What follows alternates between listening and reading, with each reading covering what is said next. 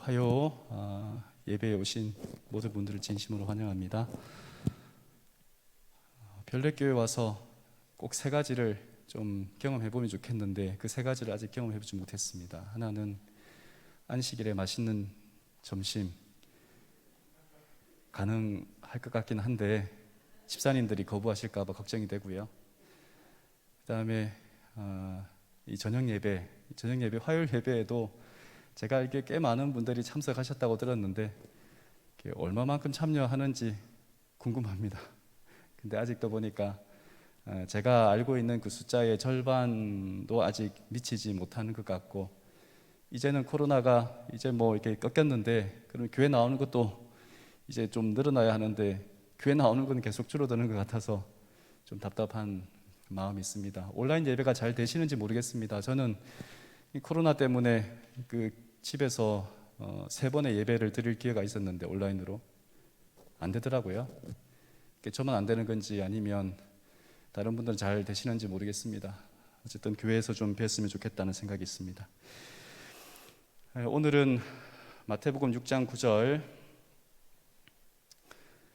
그러므로 너희는 이렇게 기도하라. 하늘에 계신 우리 아버지여 이름이 거룩히 여김을 받으시오며 라고 하는 주기도문의 두 번째 시간입니다. 우리는 기도를 할 때 내가 필요한 것, 내가 원하는 것을 달라고 하는 데에 기도의 초점이 맞춰져 있는 것 같습니다. 그래서 내가 원하는 것이 내가 원하는 방식대로 원하는 내용대로 이루어지면 그 기도는 잘된 기도이고, 내가 원하는 대로 내가 필요한 대로 이루어지지 않으면 그 기도가 응답되지 않고 그 기도는 아직도 왜 하나님이 안 들어주시지라고 하는 이야기를 하기도 합니다. 어떤 사람이 그런 말을 해요. 자기는 기도하면 기도가 안 된대요. 하나님이 안 들어준대요. 기도를 안 하다가 이제 엄마가 아파서 병원을 가시는데 우리 엄마 좀 병이 없게 해주세요 라고 기도했는데 그 기도가 응답이 안 된대요. 내일 어디를 놀러 가야 하는데 하나님 내일은 비가 오지 않게 해주세요 라고 기도했는데 그 기도가 응답이 안 된대요. 왜 그런지 모르겠대요. 그러니까 생각해 보면 그 사람은 기도하지 않던 사람이라고 가정해 본다면 내일 엄마가 병원 간다라고 하는 것은 엄마가 아픈 징조가 있었을 거 아니에요. 징조가 있었는데 기도하지 않다가 뭐 이렇게 기도하면 나을 수도 있지만 사실은 아픈 것이 그대로 또 이렇게 이어지는 것이고, 또 내일 놀러 가는데 비 오지 않게 해주세요라고 했다는 것은 일기예보에 비가 온다는 예보가 있었다는 거예요. 근데 뭐 그런 것을 두고 하나님 내 기도는 왜 응답하지 않으실까라고 하는 말을 하기도 합니다. 마찬가지입니다. 아이들은 자기 말을 들어주지 않는데요. 부모인 저에게 아이들은 왜 우리 아빠는 내 말을 안 들어주는지 모르겠다 그래요. 그 말은 무엇인가 하니 저는 그 아이의 말을 들었어요. 그 아이가 말하는 걸 잘 들었고 그 아이에게 필요한 것이 무엇인지를 잘 들었어요. 그런데 자기가 원하는 방식대로 해주지 않으면 우리 아빠는 내 말을 안 듣는데요. 저는 잘 들었죠. 잘 들어서 그 아이에게 가장 필요한 것을 뭐 주기 위해서 기다리라든지 뭐 안 준다든지 혹은 어떤 시기를 보고 있는 건데 똑같은 것 같아요. 우리가 기도라고 하는 것을 할 때에 내가 원하는 것을 당장 주지 않으면 하나님이 내 기도를 들어주지 않는다라고 생각하는 것, 기도를 대화라고 합니다. 여러분, 대화를 하는데 일방적으로 내가 원하는 것을 상대방에 확 이야기하고 난 다음에 상대방의 이야기를 듣지 않는 것이 대화입니까? 아니면 내 할 말도 하고 상대방이 어떤 대답을 하고 무엇을 가지고 나와 하는 이야기를 조절해 가는지를 맞추는 것이 대화입니까? 기도를 대화라고 하면서 우리는 일방적으로 이야기합니다. 그런데 이 기도가 대화라고 한다면 내가 원하는 것을 하나님께 말할 뿐 아니라 하나님께서도 나에게 원하시는 것이 무엇인지를 우리가 알아야 해요. 어떻게 알 수 있나요? 말씀을 통해서. 기도와 말씀은 항상 함께 가야 합니다. 말씀 속에서 이미 하나님께서 우리에게 말씀하셨고, 사실 우리가 기도하는 많은 것 가운데 대부분 어떻게 보면 한 3분의 2 정도는 이미 하나님께서 말씀 속에 우리가 기도하는 내용들이 다 응답되어 있고 어떻게 해야 되는지에 대하여 이야기하고 있음에도 불구하고 우리는 내가 원하는 방식대로의 이야기를 자꾸 끄집어낸다는 말입니다. 주기도문에 대하여 살펴보고 있습니다. 주기도문은 7가지 간청으로 되어 있습니다. 첫 번째부터 세 번째까지는 이게 하나님에 대한 기도라면, 네 번째부터 7번째까지는 사람에 대한 기도라고 이야기할 수 있는데, 저희는 지금 하나님에 대한 기도를 살펴보고 있습니다. 오늘 본문은 기도의 간구 가운데 첫 번째 간구로서 이름이 거룩히 여김을 받으시오며라는 부분입니다. 이 부분을 조금 의역해 본다면 이렇게 이야기할 수 있어요. 하나님의 이름만이 거룩히 여기게 되기를 소원합니다. 이렇게 이야기할 수 있습니다. 우리는 어떤 사람을 만나게 될 때 하나님의 이름이라 그랬는데 우리는 어떤 사람을 만나게 될 때 통성명을 합니다.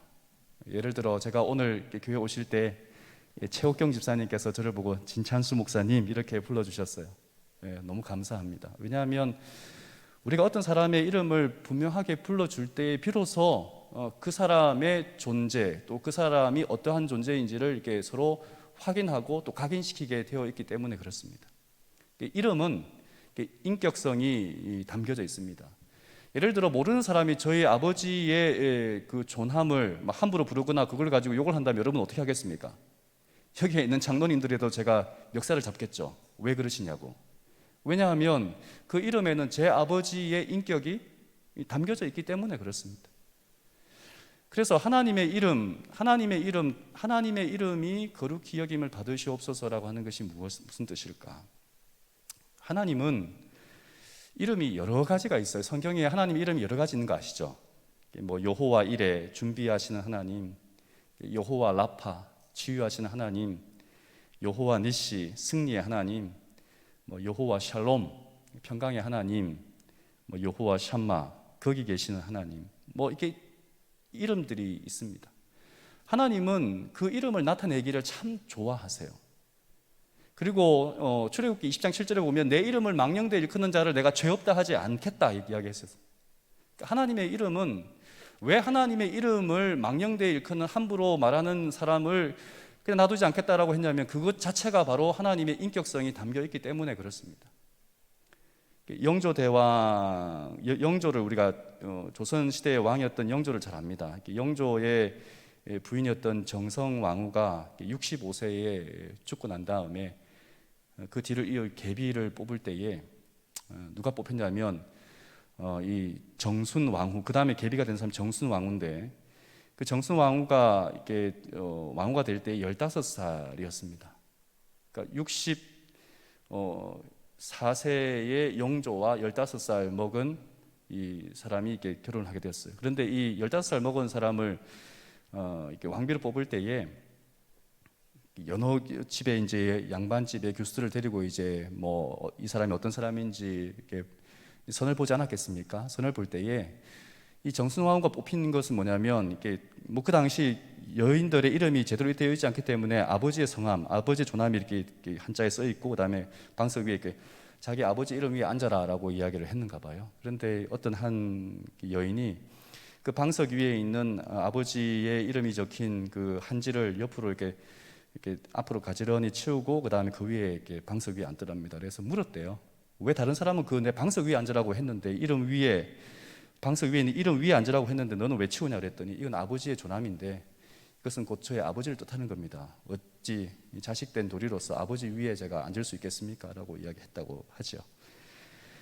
여러분 다윗이 왜 골리앗과 싸웠습니까? 사실 다윗은 군사가 아니었어요. 싸울 마음이 있어서 전쟁터에 나간 것은 아니었습니다. 형들을 한번 돌보고 이렇게 돌아보고 오라고 했던 아버지의 심부름으로 갔던 거였어요. 그런데 다윗이 의분을 품고 그가 한 번도 생각해보지 못했던 골리앗과 싸우게 된 것은 단 하나의 이유뿐이었습니다. 무엇이었습니까? 하나님의 이름이 블레셋 사람들에 의하여 이 골리앗에 의하여 더럽혀지고 있는 것을 감히 이 다윗이 참을 수가 없었던 거예요. 감히 하나님의 이름이. 여러분, 하나님의 이름 그 자체에 하나님됨이 담겨 있습니다. 분명한 사실은 하나님은 사실 자신의 이름을 굉장히 거룩하게 그리고 존귀히 생각합니다. 제 이름이 어떻게 지어졌는지 모르겠지만 제 이름을 가지고 함부로 장난치는 사람이 있다면 아마 제가 그냥 잊지는 않을 것 같아요. 아마 여기 있는 누구도 아마 그럴 겁니다. 그 이름을 가지고 함부로 부른다면 말입니다. 이 사람이 자신의 이름을 귀하게 여기듯이 하나님도 자신의 이름에 대하여 분명히 중요하게 생각하는 것이 분명합니다. 여기에 보시면 에스겔서 36장 20절에 있는 말씀입니다. 한번 성경 한번 찾아보실까요? 제가 매번 이렇게 파워포인트로 이렇게 만들었는데 오늘 성경을 좀 찾아보는 시간을 갖겠습니다. 구약 성경 에스겔 36장입니다.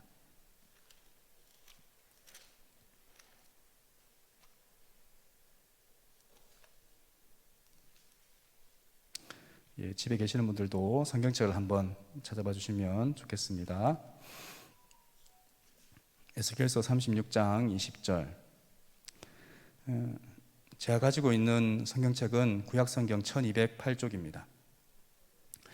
그들이 이른바 그 여러 나라에서 내 거룩한 이름이 그들로 말미암아 더러워졌나니 곧 사람들이 그들을 가리켜 이르기를 이들은 여호와의 백성이라도 여호와의 땅에서 떠난 자라 하였습니다. 21절. 그러나 이스라엘 족속이 들어간 그 여러 나라에서 더럽힌 내 거룩한 이름을 내가 아꼈노라 라고 이야기를 하고 있습니다. 이스라엘 백성들이 포로로 잡혀간 것, 여러 가지 이유가 있겠습니다만 우상 숭배에서 하나님을 떠난 여러 가지 것들을 여기 에스겔 선지자는 뭐라고 하나님께서 이야기하냐면 에스겔 선지자를 통하여 나의 이름이 더럽혀졌다라고 이야기합니다. 나의 이름이 더럽혀졌다.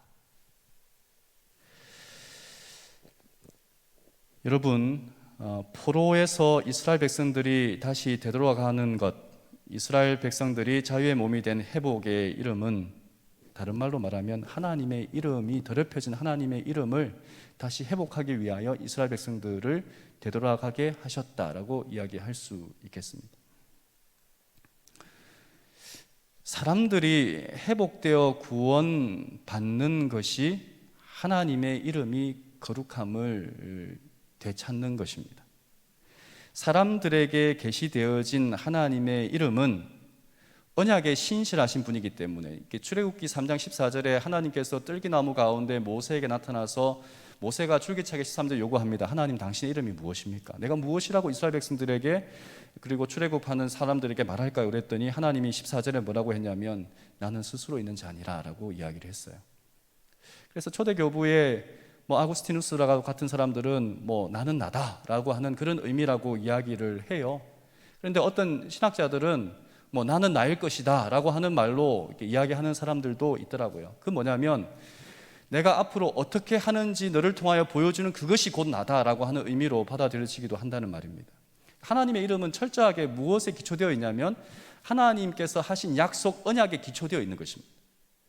그러니까 하나님께서 그 이름을 나타낼 때, 그 이름을 사람들이 여러 가지 이름을 나타낼 때에 하나님이 우리를 통하여 어떠한 일을 보여주실지를 하나님이 그 이름 속에 담아 놓으셨다는 거예요. 아브라함이라고 하는 사람을 아브라함으로 이렇게 바꿔주고 여러 사람들 이름을 야곱이라고 하는 사람 이름에 이스라엘이라고 하는 이름을 바꿔줄 때에 하나님은 그 이름 속에 무엇을 담아 놓으셨냐면 그분이 하시고자 하는 언약의 어떤 그 내용들, 관계를 분명하게 심어 놓으셨다는 말이죠. 오늘 이스라엘 백성들이 하나님의 이름, 그러니까 우리가 구원받게 되는 것은 오늘 마찬가지입니다. 우리가 구원받게 되는 것은 하나님의 거룩한 이름에 대한 하나님의 무한한 열심 때문입니다. 우리가 잘했어도 아니고 우리가 뭔가 하나님 앞에서 뭔가 이렇게 구원받을 만한 일을 해서가 아니라 하나님의 이름이 그 거룩한 이름을 이름값을 하기 위하여 하나님께서는 그 이름에 대한 열심 때문에 오늘 우리를 구원하고 있다는 생각을 좀 해보게 되었습니다. 하나님은 거룩하시기 때문에 그 이름대로 죄의 문제를 해결하셔야만 합니다.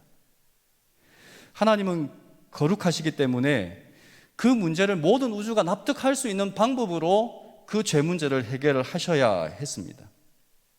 그것을 해결하기 위하여 예수님께서는 이 땅에 오셨습니다. 그래서 요한복음 12장 27절 28절에 있는 말씀을 보면 이런 말씀이 있는데 한번 찾아보실까요?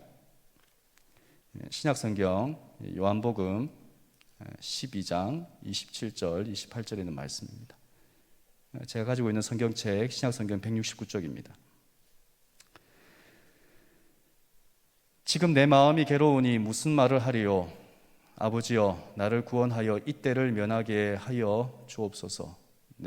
그러나 내가 이를 위하여 이때에 왔나이다. 아버지여 아버지의 이름을 영광스럽게 하옵소서 하시니 이에 하늘에서 소리가 나서 이르되 내가 이미 영광스럽게 하였고 또다시 영광스럽게 하리라 하시니. 사실 이름이 거룩히 여김을 받으시오며라고 하는 이 말은 수동태입니다. 수동태란 말은 우리가 기도하는 내가 하나님의 이름을 거룩하게 할 수 없어요. 이 땅에 살아가는 우리가 어떠한 행동으로도, 어떠한 말과 우리의 선행과 믿음의 표현으로도 우리 스스로가 하나님을 거룩하게 할 수가 없습니다. 하나님은 우리가 거룩하게 하지 않아도 뭐 한 거예요? 거룩하신 분이에요. 그런데 이 땅에 살아가는 사람이 그 거룩하신 하나님을 이름을 많은 사람들 앞에서 더럽힘을 받게 했다는 거예요. 예수님은 그 하나님의 이름을 온전히 드러내기 위하여 이 땅에 오셨다. 마게도냐의 왕, 이 그리스의 왕, 우리가 잘 아는 알렉산더 대왕을 압니다. 일찍 요절했잖아요. 이게 실제로 있었던 이야기인지 아닌지 모르겠지만 어느 책의 이야기를 읽으면 이렇습니다. 한 번은 전쟁터에 나가 있는 알렉산더 대왕이 밤에 이렇게 쭉 한번 진영을 돌아보고 있는데 어느 막사에서 이런 말이 들려 나오는 거예요. 야, 이게 알렉산더야. 이거 뭐 개만도 못한, 뭐 하도 못한 이 알렉산더야. 아이고, 이게 뭐 이상한 소리가 나오는 거예요. 자기 이름이 들리니까 이 알렉산더 대왕이 가다가 멈췄어요. 무슨 이야기인가? 그리고 막사를 열고 갔어요. 그랬더니 거기에 옷을 다 벗어 제끼고 술에 취해서 뭐 이렇게 인사불성이 된 한 사람이 누워 있는 것을 보고 옆에 사람들이 막 깨우면서 했던 말이었어요. 그래서 알렉산더 대왕이 그 다음 날 그 병사를 자기 앞으로 불러오게 합니다. 그러면서 이렇게 이야기했대죠. 알렉산더, 내가 너에게 명한다. 너의 이름을 바꾸든지 아니면 너의 행실을 바꿔라. 우리는 성도라는 이름으로 이 땅에 살아가고 있습니다. 하나님을 믿는 구원받은 거룩한 무리라고 하는 의미의 성도라는 이름으로 살아갑니다. 근데 장례식장을 가거나 혹은 이 재림묘지공을 갈 때에 저는 좀 불편한 게 있습니다. 뭐냐면 집사, 장로, 목사 이렇게 다 좋은데, 근데 이 재림묘지공원 가면 그 목사, 장로, 집사 이렇게 다 있는데 그 중에 성도라고 하는 이름이 있는데, 근데 약간 이렇게 계급적인 의미로 보여지는 거예요. 목사, 장로, 집사, 성도. 아무 직분도 없으면 성도. 근데 여러분은 이 네 가지 이름 중에 어떤 이름이 여러분에게, 아니 저에게 주어져야 하는 이름이라고 생각합니까? 성도죠. 근데 성도라는 이름은 자꾸 이렇게 버리고 우리는 뭐 이렇게 목사니, 장로니, 집사니라고 하는 데에 집착하는 모습을 볼 때에 과연 우리가 무슨 이름으로 살아가기를 원할까? 저는 사실 이렇게 설교할 때마다 두려운 게 뭐 목사라고 하지만 사실은 뭐 초신자보다 못한 믿음을 가지고 있을 수도 있고 뭐 그런 어떤 인성적인 부분에 있어서 문제가 있는 사람일 수도 있겠다는 생각을 하게 됩니다. 그래서 이 땅을 살아가는 사람들이 하나님을 믿을 때 최고의 목표는 뭐냐면, 최종적인 목표는 뭐냐면 하나님의 이름을 더럽히지 않는 그러한 삶이 우리 그리스도인의 삶의 목표여야 하지 않을까 생각합니다. 우리가 하나님의 영광을 위하여 살아간다, 그리고 하나님을 위하여 최고의 삶을 드린다라고 할 때에 그 기도는 뭐냐면, 그 삶의 목표는 뭐냐면 우리가 하나님의 이름을 더럽히지 않아야 하는 거예요. 저희 아버지가 돌아가시고 난 다음에 저희 할머니가 늘상 아침에 나갈 때마다 저에게 귀에 박히듯 했던 말이 있어요. 너의 아버지 이름을 욕되게 하지 마라. 저는 그 말이 딱지가 않도록 들었어요. 그러니까 너의 행실 하나하나가, 너의 말 한마디 한마디가, 너의 모든 것들이 돌아가신 너의 아버지를 더럽힐 수도 있고 너의 아버지를 자랑스럽게 사람들이 말할 수도 있다. 이 그리스도인이라고 하는 이름은 예수를 닮아가는 사람, 예수를 따라가는 사람이라는 말이라면, 오늘 이 땅을 살아가는 우리들이 가장 존귀하게, 우리가 기도할 때 가장 존귀하게, 가장 소중하게 생각해야 되는 것은 하나님의 이름은 거룩하시고 하나님은 제가 어떻게 하든지 간에 여전히 그 자리에서 죄 없으시고 우리의 모든 사람들에게 존경을 받아야 하는 사람들인데, 오늘 저를 통하여, 저로 인하여 하나님이 욕되게 한다면 하나님 그러한 삶을 살아가지 않도록 해주십시오라고 하는 고백이, 그러니까 이 기도의 첫 부분부터 주기도문을 위험하다고 생각하는 것은 삶의 주도권이 나에게 있지 않고 하나님께 있음을 고백하는 거예요. 기도를 시작할 때부터 자꾸 하나님 주세요라고 하는데 그 기도의 주도권을 그 하나님을 얼레고 달래서 자꾸 하나님을 끄집어내리려고 합니다. 근데 기도는 그렇게 시작하는 게 아니라는 것을 주기도문에서는 이야기해 줍니다. 하나님이 우리 아버지시니 하나님 저의 모든 것을 하나님께 드립니다. 저의 이 기도 또한 모든 지분이 그러니까 이 주기도문에 하나님의 이름이 거룩히 여김을 받으시옵소서라고 하는 이 기도는 우리의 삶의 점유율이 누구에게 있느냐고 고백하는 것이 여기에 있지 않나 하는 생각을 해보게 하는 것이죠. 여러분, 흔히 우리가 경험하는 것이지만 기도할 때 나의 형편과 처지에 대한 답답함과 다급한 이야기를 먼저 쏟아넣기 시작하면 나중에는 우리가 누구에게 기도를 하는지, 내가 하소연하는 것인지 누구에게 기도하는 것인지 모르고 막 짓거릴 때가 있습니다. 그렇지 않으십니까? 누구에게 하는지 몰라요. 제가 예전에 그 어느 종로에 있는 교회에 부목회자로 있을 때에 한 4층에서 목회실이 있었어요. 이렇게 보는데 어떤 한 사람이 이렇게 회색 옷을 입었어요. 약간 승복 같아요. 이렇게 승복인데 이렇게 그 서울중앙교회 그 앞에 서서 이렇게 교회를 향하여 두 손을 모으고 이렇게 두 번 이렇게 하고 가는 거예요. 그래서 저는 그때 생각했어요. 기독교인일까? 불자신자일까? 왜 교회를 향하여? 기독교인들이 이렇게 두 손을 모으고 기도하지 않잖아요. 꼭 하나 흡사하는 모양이 그 절에 가서 이렇게 다 시주하고 나오고 난 다음에 마지막 이렇게 뭐 이렇게 하는 것 같은 그런 형태의 절이었습니다. 삼손은 나실이었습니다. 나실이는 하나님께 특별히 구별되어진 사람이라는 거잖아요. 기본적으로 세 가지를 구별해야 됩니다. 첫째로는 이 독주와 포도주를 이렇게 입에 대지 말아야 됩니다. 두 번째는 머리를 자르지 말아야 됩니다. 세 번째는 시체를 만지지 말아야 합니다. 근데 그 구별되어진 거룩한 사람이라고 하는, 거룩하게 살겠다라고 하는 결심이 나실인에게 있는데, 삼손은 그 자기의 거룩함, 자기의 힘의 근원이 어디에 있다고 생각했어요? 머리를 자르지 않는 것이라고 생각했어요. 여러분, 재림교인인 우리들, 기독교인인 우리들은 우리의 거룩함이 어디에 있다고 생각하십니까?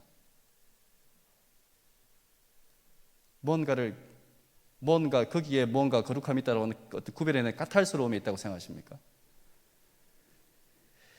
어쩌면 우리는 삼손과 같은 그런 실수를 할 수 있는 사람들이라고 생각이 되어집니다. 제가 이렇게 결혼한 사람인 저희 집사람의 그 언니가 있었어요. 처형인데 지금의 이 여자친구의 언니를 처음 만났는 날을 기억합니다. 여자친구의 부모님을 만났을 때보다 더 떨렸어요. 저를 굉장히 싫어했거든요. 굉장히 싫어했어요. 싫어하는 정도가 정말 싫었습니다. 그런데 이게 그렇게 저를 싫어한다는 그 말을 들었기 때문에 굉장히 말을 조심했어요. 그런데 말을 조심해야 되는데 마지막 헤어질 때 이렇게 제가 말 실수를 했습니다. 저희 소진이 좀 잘 부탁합니다. 그 말을 듣고 저희 그 여자친구의 언니가 저를 더 싫어하게 되었어요. 아니, 내가 내 동생을 사랑하면 너보다 사랑했으면 더 사랑했고, 너보다 알면 내가 더 잘 알고, 아낄 거면 내가 더 아낄 건데 네가 뭔데 너나 잘해, 이런 의미죠. 네가 뭔데 내 동생을 잘 부탁한대. 여러분, 사실은 우리가 하나님의 이름이 거룩히 여김을 받으시오매라고 하는 이 기도는 나만 잘하면 되는 거예요. 우리가 잘하지 않아도 하나님 이름은 여전히 거룩합니다. 이 기도에는 제가 하나님 앞에서 잘 살겠습니다 라고 하는 어떤 말이 담겨져 있다고 생각합니다. 하나님의 이름이 거룩히 여김을 받으시오며 라고 말하지 않아도 하나님은 이미 거룩하십니다. 하나님은 무소부재하신 분이시기 때문에 그렇죠. 누구만 잘하면 되는 거예요? 기도하는 나만 잘하면 되는 거예요. 그래서 루터는 하나님이 하나님 되게 하라라고 이야기를 했고, 파스칼도 하나님을 하나님으로 대접하라라고 이야기를 했습니다. 우리는 하나님을 하나님 되게 해주셔야 되는데 자꾸 내가 하나님이 되어서 내가 응답되어지지 않으면 하나님 왜 그러시냐고, 어떻게 그러실 수 있냐고 라고 이야기한다면 누가 하나님입니까? 내가 원하는 대로 이루어져야 한다면 누가 하나님이에요? 우리의 기도의 목적은 사실은 내가 원하는 것을 물론 이야기하고 이루어질 수 있습니다. 그런데 기도의 목적은 그것이 아니에요. 기도의 목적은 하나님과의 쌍방 대화라면 우리가 원하는 것을 이야기하고 하나님이 나에게 무엇을 말씀하시는지 그것도 우리가 함께 들어야 해요. 근데 그건 듣지 않으려고 그래요. 자꾸 내 할 말만 합니다. 그건 대화가 아니에요.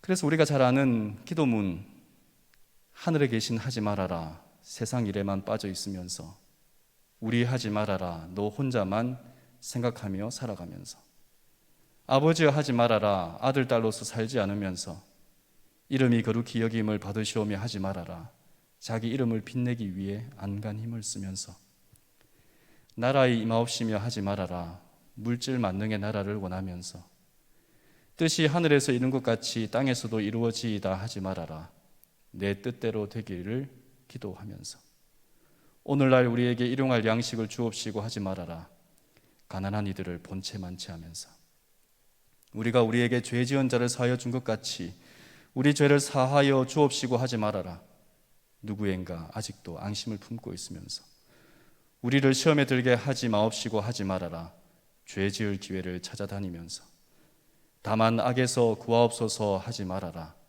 악을 보고도 아무런 양심의 소리를 듣지 않으면서 아멘 하지 말아라 주님의 기도를 진정 나의 기도로 바치지 않으면서. 꽤 오래전 인터넷에 올라왔던 그 중국집 배달하시는 한 사람이 쓴 사연입니다. 자신을 짱깨 배달부라고 이렇게 아이디로 이렇게 이름을 썼어요. 글쓴이는 실직한 이후에 이 배달 일을 하게 되었답니다.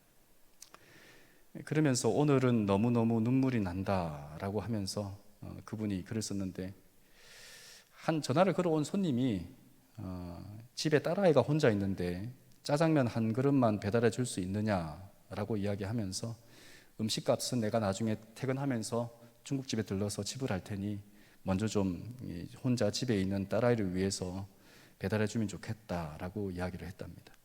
그래서 잘 포장해서 그 전화한 사람이 알려준 주소로 이렇게 배달을 했대요. 그리고 그 한 꼬마가 아저씨 감사합니다라고 인사를 반갑게 하며 음식을 받아 들어가더라는 거죠. 한두 시간 후에 그릇을 해소하라고 한 이 글쓴이는 이 짜장면 그릇이 깨끗하게 설거지가 되어 있는 것에 깜짝 놀랐고 뿐만 아니라 그 깨끗한 그릇에 열어보세요 아저씨라고 이렇게 쓰여진 이 편지 봉투를 발견했습니다. 이 봉투 안에는 1,000원짜리 지폐, 이것은 짜장면 값이 아니에요. 1,000원짜리 지폐와 함께 이런 글이 적혀 있었습니다. 저희가 밥을 따뜻하고 맛있게 먹을 수 있도록 해주셔서 감사합니다 라는 이 예쁜 글씨로 또박또박 쓰여 있었다 그래요. 그 글쓴이는 이렇게 이야기했습니다. 배달을 하다 보면 무시당하기가 십상인데 어린 소녀에게 사람 대접을 받았다며 너무나 기뻐서 눈물을 흘렸다라고 이야기를 했습니다. 그러면서 1시간 동안 감동의 눈물을 흘렸다라는 사연을 적은 것을 저도 마음속에 좀 깊이 새겼던 적이 있습니다. 우리는 성도라는 이름으로 그리고 그리스도인이라고 하는 이름으로 불려지며 살아가고 있습니다. 이는 우리가 가진 또 다른 이름인 것입니다. 내 이름 석자가 다른 사람에게 잘못 불려지는 것은 아무렇지 이렇게 우리가 참지 못하는데 우리의 교회가 그리스도인이라고 하는 이름이 흔히 예전에 이렇게 불려진 이 기독교라고 하는 이름을 다른 이렇게 이름으로 불려지면서 사람들에게 회자될 때에 얼마나 가슴 아픈지. 근데 여러분 좀 한번 생각해 볼 필요가 있습니다. 성도는 그리스도인은 하나님을 최고라고 섬기는 사람들입니다. 그렇다면 우리의 삶 속에 하나님의 이름이 거룩히 여김을 받으시옵소서라고 하는 우리의 이 기도를 우리가 이렇게 드린다고 할 때에 정말 오늘 나는 우리의 삶 속에서 내 삶 속에서 하나님을 최고의 자리에 놓고 그리고 내가 하는 말과 행동과 모든 삶의 모습 속에서 흔적 속에서 하나님의 이름이 더럽혀지지 않는 그러한 삶의 흔적을 살아왔는가 한번 돌아볼 필요가 있는 거예요. 사실 내가 목사라고 알려지는 곳에서 누군가가 진찬수라고 하는 사람이 목사라고 하는 것을 아는 곳에서는 제가 행동을 굉장히 조심합니다. 그런데 아무도 저를 모르는 곳에서는 저의 행동이 제가 아는 사람들 앞에서와는 다르게 행동해진다는 것을 저는 잘 알고 있어요. 여러분, 그래서 우리가 한번 스스로 질문해 볼 필요가 있습니다. 사람들을 모른다 할지라도 하나님은 아시잖아요, 우리의 삶을. 그렇다면 나는 오늘 하루 살아가면서 하나님 앞에서 하나님의 이름을 더럽혀지지 않는 그러한 이름으로 성도라고 불려지는 그리스도인의 삶의 흔적으로 살아왔는가? 아니면 하나님 없이 살다가 그냥 이 예배드린 이 순간에만 하나님 부르는 그러한 사람으로 살아왔는가? 한번 돌아볼 필요가 있다는 거죠. 어떤 수도사가 아침에 일어나서 하늘에 계신 아버지 하나님 그렇게 부르고 난 다음에 잠자리에 들 때 이렇게 기도하고 잠자리에 든다 그러죠. 예수님의 이름으로 기도합니다. 어떤 목사님의 설교 내용이었어요. 하루의 삶의 흔적이 뭐라는 거예요? 기도라는 거예요. 그렇다면 우리의 하루의 삶의 기도에 어떤 흔적이 있어서 새벽에 일어나서 기도를 한다, 얼마나 오래 기도한다 이것이 아니라 오늘 하루 어떻게 보면 우리의 삶의 모든 삶의 시간마다의 삶의 흔적마다 하나님이 내 삶의 주도권을 쥐고 있는 삶을 살아가게 하는가? 아닌가? 라고 하는 것이 오늘 하나님의 이름이 거룩히 여김을 받으시오매라고 하는 기도에 어떤 판가름이 난다라고 저는 생각을 합니다. 그래서 오늘 이 시간 다시 한번 결심했으면 좋겠습니다. 하나님의 이름이 영광을 받는, 나로 인해서 하나님이 기뻐하시는, 내가 말하고 행동하고 생각하는 모든 것들 때문에 우리 아버지의 이름이 원래 존귀하신 그 하나님이 더럽혀지지 않는 그러한 한 개인으로, 성도로서 살아가는 사람이 되게 하여 주시옵소서라고 하는 기도가 오늘 우리의 입술에서 내뱉어지고 우리의 가슴에서, 우리의 손과 발에서 이루어지는 그런 삶을 살아가는 그리스도인이 되었으면 좋겠다라고 하는 고백이 오늘 이 시간 저희들에게 있었으면 좋겠습니다.